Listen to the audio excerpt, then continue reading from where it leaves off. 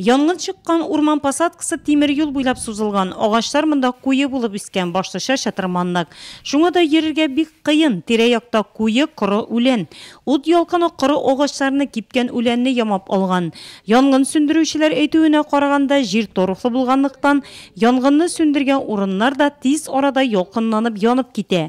Иң беренче булып утны сүндерүгә 125-нче янгын часты хезмәткәрләре килеп җиткән. Янгынны сүндерү буенча районны янгын конкурссызлыгын тәэмин итү, гадәттән тыш хәлләрне бетерү һәм кисәтү буенча комиссияның утырышы үткәрелгән. Комиссия җитәкчесе Әсгать Габдуллин белдергәнчә, тиз арада районның барлык оешма предприятие, учреждениеләреннән эшче кешеләрне мобилизацияләгәннәр. Дүшәмбе көнне төнге 12-гә кадәр урман посадкасында янгын сүндерелгән һәм ул тагын да көчәеп китмәсен диеп, монда кизү уештырганнар. 5 гектарларда бардыр площади общий 1 километр ызынлыкта, кеңлеге көп түгел 50 метрлар. Уже бөтен точкаларда ут киткән. Шуннан соң без инде кешеләрне кирәкләр, чиләкләр белән мобилизовать иттек. Безнең бөтен ТСЖлар килделәр, мәктәпләрдән, бөтен завхозлар, ниләр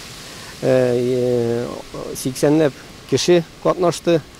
Кичкә хәтле караңгы төшкәнчә основной очаг янгыны, ут ялкыны беткән иде. Төн буе сүндерергә туры килде. Тоже 8 пожарный расчет эшләде. Безнең пожарниклар, пожарный часть 12 кеше, нефтяниклардан, лесхоз пожарный куйды, нефтебазы, пожарный поезд килде. Шулар белән где-то кичә бер тәңнәгенә дә бер 200 тонна су кулланып, менә шул янгынны иртәнгә хәтле бөтен точкаларда сүндереп биттек. Янгын кичә башланып, инде төне буена кизү уештырылып, төне буена безнең эшчеләребез биредә янгынны сүндерү эшләрен башкарылса да, әле бүгенге көндә дә көннең яртысы инде җитеп килә һәм әле янган урыннарда һаман да төтен чыгып тора. Икенче көнне дә янгын сүндерүчеләр белән бергәләп районның оешма предприятиеләре, учреждениеләренә эшчеләр төтен пыскып яткан урыннарны сүндереп йөрде. Әле тынычланырга иртә ди Әсгать Габдуллин, чөнки янгын чыккан урыннар күп. Сүндерелгән урыннан ук ялкын тиз арада кабат күтәрелеп китә икән. Көннәр кояшлы торса да җилле, шуңа да ялкын тагын көчәеп китмәсен өчен техника белән агачларны кистереп җирне сүрдерергә дигән карарга килделәр.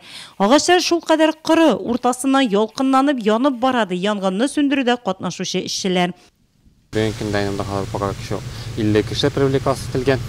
Кирәкләр белән пожаркадан сулар савып сүндерәләр.